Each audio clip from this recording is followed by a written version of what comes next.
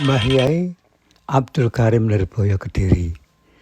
Mbah Yai Abdul Karim, pendiri Pondok Pesantren Lirboyo Kediri, mempunyai nama manap saat remaja. Beliau lahir di tahun 1856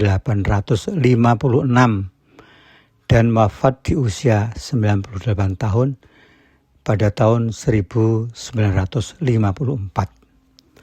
Sedari muda beliau sangat senang mengaji dan belajar ke berbagai pesantren di tanah Jawa dan Madura. Bahkan pada umur 40 tahun beliau masih mengaji di pesantren Tebu Ireng yang dipimpin seorang kiai yang sangat alim dan pendiri NU, yaitu Mbah Yai Hasyim Asy'ari, teman mengaji di pesantren Bangkalan Aswan Syekhona Khalil. Mbah Karim mulai mengaji di pesantren Babatan Gurah sekitar 40 km sebelah timur Kediri. Kemudian melanjutkan mengaji selama 6 tahun di Jepoko Nganjuk sekitar 40 km sebelah barat Laut Kediri. Lalu melanjutkan ngaji lagi di Bangsri Kertosono sebelah utara Kediri. Dari sini melanjutkan ke pesantren Sidoarjo Surabaya selama 7 tahun. Makin banyak mengaji, beliau merasa semakin banyak ilmu yang belum diketahui. Oleh karena itu beliau melanjutkan mengaji ke Syekhona Khalil di pesantren Kondang di Bangkalan, Madura.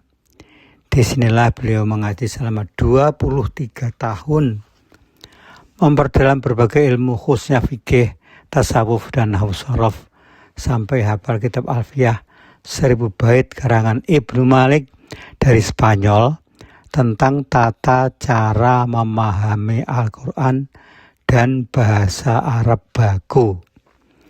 Istimewanya, kitab ini, yaitu kitab tentang Nahwu Shorof, itu berupa rangkaian syair 1000 baris yang memuat berbagai rumus bahasa Arab fasih yang bahkan tidak semua orang Arab memahaminya.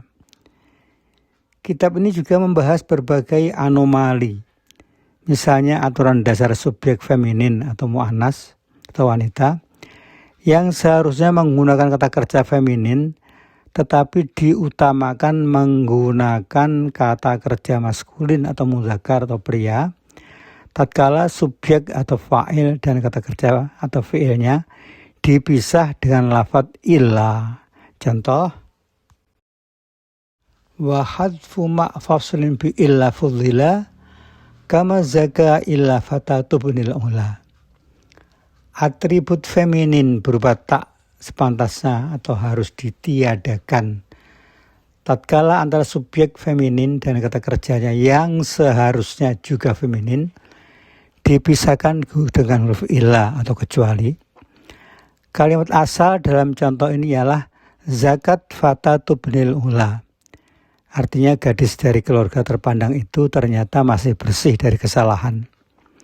Namun saat subjek feminin dan kata kerja feminin dipisah oleh suku kata kecuali atau ilah, maka kata kerja harus diubah menjadi maskulin atau mudzakkar dengan menghapus huruf ta, sehingga tidak lagi berupa kata kerja feminin atau mu'annas dengan huruf ta, dan bunyinya menjadi mazaka illa fatatu bunil ula. Artinya tiada yang bersih kecuali gadis dari keluarga terpandang itu. Inilah kerumitan sekaligus keindahan tata bahasa Arab. Bagi penerjemah Al-Quran pastilah kedodoran kalau tidak pernah mengaji kitab Alfiyah. Ada kejadian luar biasa dan sulit diterima nalar. Jadi Nurul biasa tidak bisa memahami ini karena sulit. Yaitu saat Mbah Karim muda mulai mengaji kepada Syekhona Khalil Bangkalan. Ada suatu keniscayaan bagi calon santri untuk menghadap sowan guru sebelum diterima sebagai santri di suatu pesantren.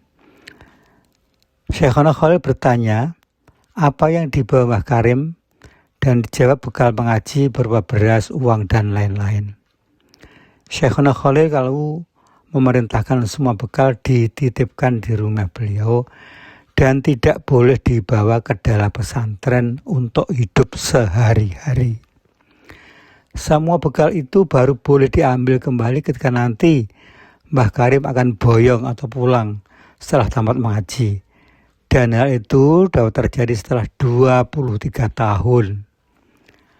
Alhasil Mbah Karim tidak memiliki sesen pun uang dan sebutir beras pun untuk hidup sehari-hari di pesantren. Konon di samping tempat tidur beliau di lantai tanpa kasur, Mbah Karim selalu menemukan sepotong ketela pohon mentah setelah sholat asar. Beliau yang cerdas segera menangkap isyarat aneh ini, yaitu harus berbuka dan berpuasa atau sahur hanya dengan sepotong ketela pohon kecil. Kebiasaan puasa, bersahur, dan berbuka dengan hanya sepotong ketela ini ternyata kebablasan sampai beliau pulang dan mendirikan pesantren Lirboyo. Beliau senantiasa berpuasa dengan cara itu, dengan niat menirakati atau memasai semua santri Lirboyo. Alhamdulillah Mbah Karim sehat dan dapat mencapai usia 98 tahun. Pesantren di Lirboyo yang didirikan Mbah Karim memang mulai dari masjid kecil berdinding anyaman bambu seadanya. Namun kisah berpuasa ketela ini ternyata sampai juga nun jauh ke Cirebon.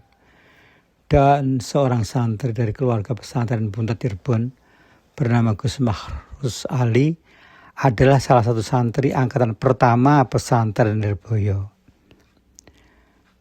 Kelak Mbah Makhrus Ali diambil menantu oleh Mbah Karim, dijodohkan dengan Ning Zainab, putri tercantik dari Mbah Karim. Mbah Makhrus Ali senantiasa membantu mertuanya mengajar para santri dan merapikan pesantren dengan sabar berpuluh-puluh tahun tanpa mendapat gaji sesen pun.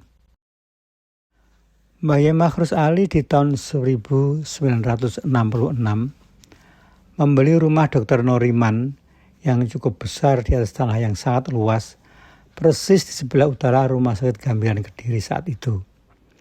Beliau yang senantiasa mendukung Mbah Karim mengembangkan pesantren Lirboyo untuk menjadi lebih besar dan terkenal, kemudian mendirikan Universitas di Kediri di mantan rumah Dr. Noriman dengan sedikit perubahan pada tahap awal dengan nama Universitas Tribakti.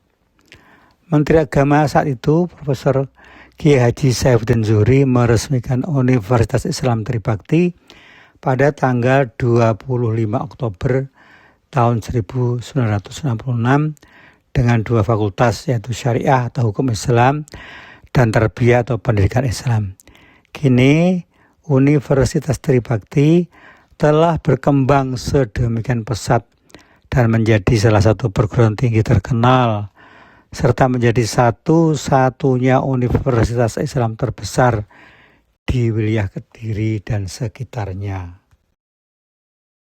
Mbah Karim yang terkenal sangat gigih melawan penjajah Belanda. Dan karena itu pesantren Lirboyo selalu menjadi incaran dan sasaran mortir Belanda yang ditembakkan dari gedung Milo yang sekarang menjadi SMA 1 Kediri. Namun mortir itu senantiasa meledak di atas pinggiran desa Lirboyo sebelum mencapai pesantren. Atau kalau dapat mencapai pesantren tetapi tidak dapat meledak. Para santri diberi ijazah doa, mohon keselamatan, ini keselamatan diri dan keselamatan pesantren, dengan mewiridkan asma yang beliau peroleh dari Syekhana Khalil Bangkalan. Beliau juga dengan sigap mengirimkan beberapa santri untuk menumpas Belanda dan Inggris di Surabaya dalam peristiwa 10 November tahun 1945. Para santri ini termasuk Mbah Makhrus sebelumnya diminta berpuasa dan mengamalkan hizib tertentu yang berasal dari Sunan Gunung Jati, Cirebon. Mereka semua yang berpuasa ini diungsikan untuk melaksanakannya di Masjid Keluarga Mbah Arif, keluarga Maibatul Suradi Banyakan agar tenang dan tidak terganggu siapapun. Sebagai tambahan catatan, Mbah Karim mempunyai teman mengaji yang juga kakak kandungnya, yang bernama Kiai Aliman, yang kemudian berdakwah di kota Nganjuk sebelah utara Kediri dan tinggal di Bukit sebelah selatan Nganjuk yang kini terkenal dengan nama Ngaliman atau Ngeliman menurut penduduk sekitarnya. Ngeliman menjadi tujuan wisata rohani yang ramai dikunjungi berbagai ragam orang dari berbagai daerah, khususnya dalam bulan Suro atau Muharram setiap tahun. Wallahu a'lam.